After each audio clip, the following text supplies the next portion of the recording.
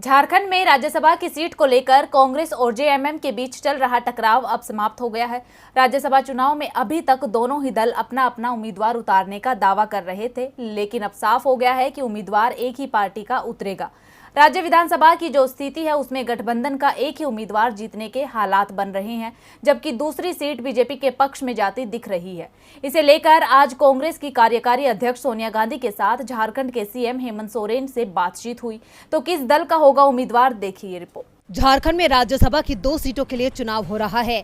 81 सदस्यीय झारखंड विधानसभा में इस समय 1 सीट खाली है।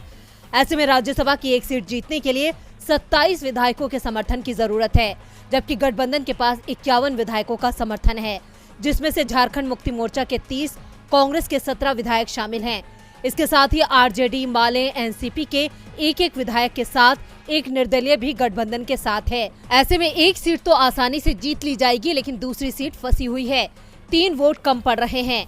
दूसरी ओर मुख्य विपक्षी दल बीजेपी के 26 विधायक हैं और आजसू पार्टी के 2 विधायकों के साथ एक निर्दलीय विधायक का भी उसे समर्थन हासिल है, जिसके बाद साफ है कि कांग्रेस जेएमएम गठबंधन अगर 2 उम्मीदवार उतारता है तो एक की हार लगभग तय है और जाहिर सी बात है कि हारने वाला उम्मीदवार कांग्रेस का ही होगा। इसलिए कांग्रेस जेएमएम पर दबाव बना रही थी कि गठबंधन की ओर से सीट कांग्रेस को दे दी जाए। इसी पर बातचीत के लिए आज झारखंड के सीएम हेमंत सोरेन आज कांग्रेस के कार्यकारी अध्यक्ष सोनिया गांधी से मिले। इस मुलाकात में तय हो गया है कि जेएमएम अपना उम्मीदवार नहीं उतारेगी।